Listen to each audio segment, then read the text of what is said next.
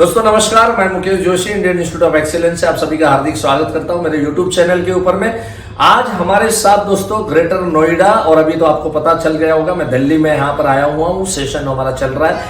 और ग्रेटर नोएडा से सीओटी काफी सालों से करते हुए हमारे नरेश कुमार हमारे साथ है। तो नरेश कुमार जी, आपका स्वागत है मेरे यूट्यूब चैनल के ऊपर में। नमस्कार सर। नमस्कार नमस्कार। नरेश जी, आपकी एजेंसी कौन से साल से है? सर 4 अक्टूबर 2008 से मेरी एजेंसी है। जी जी जी। और एमडीआरटी का सफर कहाँ से शुरू हुआ? एमडीआरटी का सफर सर जो शुरू हुआ था मेरा 2010 से। राइट।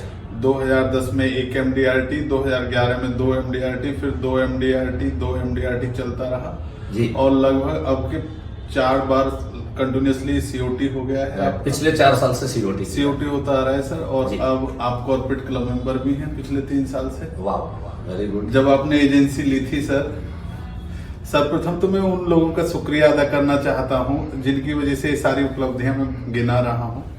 सर्वप्रथम मेरे डेवलपमेंट ऑफिसर जिन्होंने मुझे इस ऑर्गेनाइजेशन के लिए मार्गदर्शन दिया था।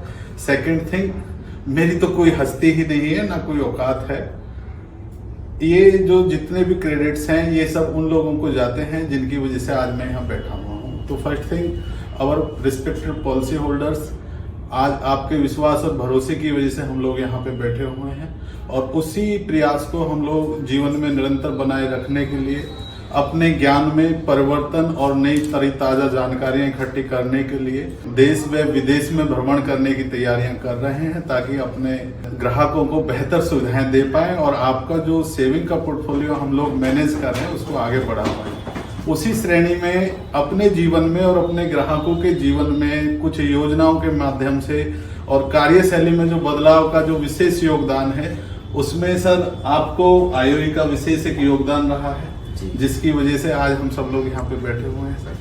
उसमें सर 2008 में जब आपने एजेंसी ली थी जी, तो अक्टूबर से और मार्च तक आपका 204 पॉलिसी हुआ था। क्या बात है, 204 पॉलिसी आपने? Yes sir. और टोटल लाइफ थे सर, मतलब शुरुआत से ही मतलब चक्के छक्के लगा रहे थे। 21 पॉलिसी से शुरुआत हुई थी सर जी। और अगले फाइनेंशियल ईयर में 504 हुई थी। ओहो, क्या बात। उससे अगले में हुई थी 502 पॉलिसी। आज टोटल लगभग आप 5000 के करीब इनफोर्स लाइफ सर्विस दे रहे हैं। मुझे ये बताओ, ये होलसेल में ये बिजनेस आता कैसे है? आज लोगों के 100 पॉलिसी करते करते दम घुटने लगता है, तो ये 400, 200, 500 ये होलसेल में कहाँ से ये माल आता है? सर ये ना आपने बड़ा जो है एक ऐसा सवाल पूछा है जो सब लोगों के लिए बहुत महत्वपूर्ण है जी। मैं एक्चुअली थोड़ा सा पहले से कुछ चीजों से जुड़ा रहा हूँ। भगवान की कुछ विशेष कृपा रही है क्योंकि बुद्धि जो है ना, और ये ईश्वर की देन होते हैं। जो सोच है हर आदमी अपनी अच्छी रखना चाहता है। तो मैंने खुदा गवाह फिल्म देखी थी। हाँ, अच्छा।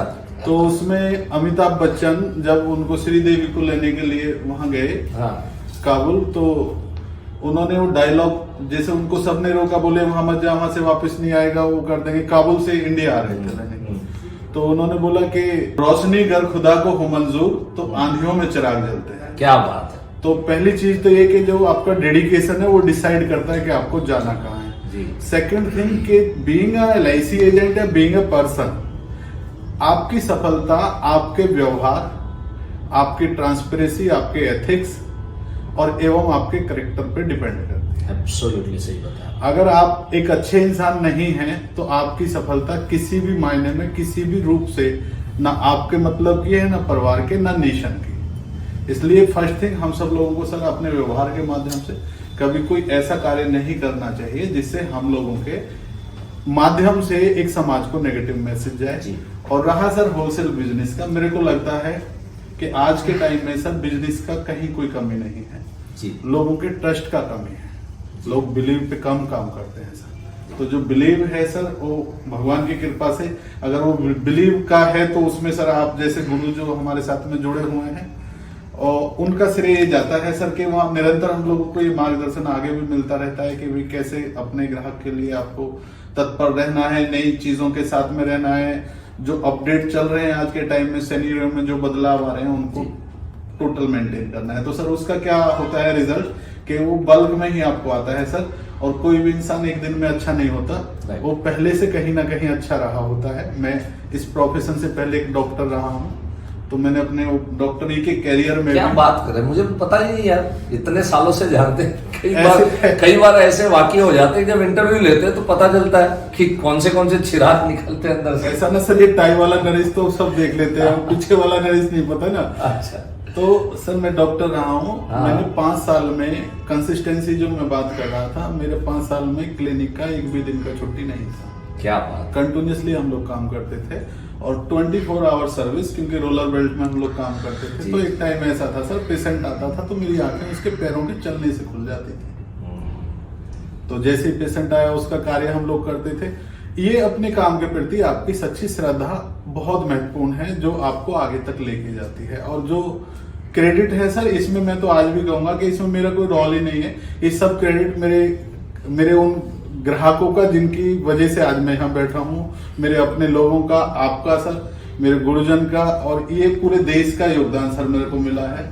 क्योंकि मैं रूरल से आया था, आज अर्बन में हम लोग काम कर रहे हैं, और वो अर्बन में भी जो काम है सर, हम लोगों को पता ही नहीं है। मतलब भगवान, मतलब मैं समझता हूँ कि आज हम जो कुछ भी हैं अपने उसी भरोसे की वजह से हैं, जो हमारे ग्राहकों ने हमें दिया है। और आपके भरोसे को बनाए रखने के लिए हम निरंतर प्रयासरत भी रहेंगे, और सर आपका मार्गदर्शन भी हम लोग लेते रहेंगे। नरेश जी, सेकंड लास्ट प्रश्न, फिर आखिरी प्रश्न। सेकंड लास्ट प्रश्न ये है कि आप इतना अच्छा काम कर रहे हैं, इतने साल से कंसिस्टेंसी में आप परफॉर्मेंस करते हैं, फिर भी आपको ऐसा क्यों लग रहा है कि कुछ सीखना है? आज मैं देख रहा हूं कि सुबह से आप हम लोग साथ में रहे, आज प्रोडक्ट मिक्स प्रोग्राम आपने अटेंड किया यहाँ पर, तो आपको ऐसा नहीं लगता कि ये जो सीख लिया, बहुत सीख लिया, अभी और कितना सीखते जाना है? हाँ सर, ये आपने बिल्कुल बोला है। मैं तो सभी के लिए एक छोटा सा मैसेज शेयर करना चाहता हूँ कि सीखने की कोई उम्र नहीं होती, और जिसने जिस टाइम पे सीखना बंद कर दिया ना, वो मान ले कि उसी टाइम पे उसकी लाइफ में डेवलपमेंट रुक गया है। तो इसलिए learning is a life time process, हम लोगों को हमेशा कंटिन्यूसली रखना चाहिए। अमिताभ बच्चन जी आज भी वो एडवर्टाइजमेंट करते हैं, तो पैसे के लिए नहीं करते, वो अपने उस शौक को जिंदा रखते हैं। मैंने सर जीवन में, और अमिताभ बच्चन कहते भी है ना केबीसी में, हाँ, सीखना है, जीतना है। तो सीखते टाइम सर मेरे को एक और चीज लगती है कि वो टाइम हम स्टूडेंट होते हैं, और स्टूडेंट की लाइफ सबसे अच्छी होती है, और स्टूडेंट नोटी भी होते हैं सर। तो एक स्टूडेंट बन के रहना चाहिए लाइफ में, छोटा बन के रहना चाहिए। बड़ी डिग्रियां नहीं होती, बड़े इंसान होते हैं। डिग्रियां आ जाए और उनसे हम किसी का नुकसान करने लगे, ऐसी डिग्रियों का कोई फायदा नहीं होता, है नहीं सर? तो हम लोग प्रेरणा लेते रहेंगे सर। और आखिरी प्रश्न जो मैंने आपको पूछना है जी सर, कि आप हमारे दर्शकों को क्या आप राय देंगे, कैसे आगे बढ़े, किस तरह से वो लोग भी आपके जैसे कंसिस्टेंटली काम करें, तरक्की करें? बिल्कुल मैं इस पे जरूर थोड़ी सी विचार आपके सामने रखूंगा सर। आपने क्योंकि आदेश दिया है तो मुझे उसका जवाब देना है। देखिए दोस्तों, मेरे मानने में सफलताएं के अलग अलग रूप होते हैं, और वो हर व्यक्ति अपनी अपनी क्षमताओं के अनुसार और अपने एनवायरनमेंट के हिसाब डिसाइड करता है कि मैं सफल हूं या नहीं हूं। मैं ये मानता हूं कि हम सफल सभी लोग हैं, और जो भगवान ने जैसे भी जिसको जो दिया है, वो क्योंकि भगवान ने दिया है, उसमें किसी के अंदर हम लोग कोई त्रुटि नहीं निकाल सकते, ना ही कोई कमी है। लेकिन सफलता का असली मायना ये है सर कि आप पूरे दिन मेहनत से कार्य करो और पूरे मन से करो, और जब शाम को कार्य को करो आप, तो आपको खाते ही तो नींद आ जाए अच्छी, बस खाने में स्वाद आ जाए, और जिनके लिए वो कार्य आप कर रहे हो वो सार्थक हो जाए।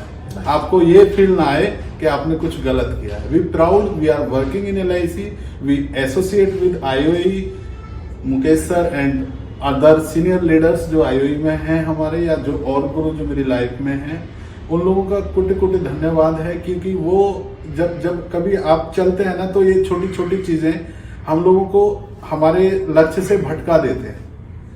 ये जरूरी नहीं है आपके पास में बड़ी गाड़ी हो, ये जरूरी नहीं है आपके पास में ज्यादा पैसा हो, ये जरूरी नहीं है कि उस ऑर्गेनाइजेशन में आप टॉप लेवल पे हो। आप एक अच्छे व्यक्ति हो, आपकी समाज में रेपुटेशन हो, आपके मम्मी पापा आपको प्यार कर रहे हो, शाम को आपके बच्चे आपके घर पे इंतजार कर रहे हो, पड़ोसी आपकी राहत तक रहा हो, किसी के दर्द हो रहा हो तो आप उसको देख रहे हैं। हम लोग अच्छा बनने के लिए कोई डिग्री की जरूरत नहीं होती, वो मन से हो जाता है। सही बात। और आपके पास नहीं है तो आपको देने वाले भी बहुत हो जाते हैं। मुझे तो सर सब कुछ समाज ने दिया है, आपने दिया है, और मेरे आज वो ग्राहक भी नहीं है सर। मैं सबको बोलता हूँ we are the part of our family, our proud, मतलब हमारा गर्व है आप, कि मैं मानता हूँ कि मैं आपके इस बड़े परिवार का एक छोटा सा हिस्सा हूँ। Thank you very much sir. Thank you Naresh ji, thank you so much. और सबसे बड़ी बात देखो दोस्तों, आपको ये समझनी है कि किसी भी व्यवसाय में if you are insurance agent तो भी रिलेशन जो है ना, ये सबसे बड़ी बात है और ये सबसे महत्व की बात है। आज नरेश जी को मैं सुन रहा था और इवन कल्याण सिंह जी को भी मैं सुन रहा था, एक ही चीज, हमारे कस्टमर, हमारे लोग वो भगवान है और एक रिलेशन और एक बॉन्डिंग है, ये सबसे इंपॉर्टेंट है, right. So thank you so much Naresh ji for being with us and धन्यवाद। God bless you. Thank you very much. Thank you आयोई।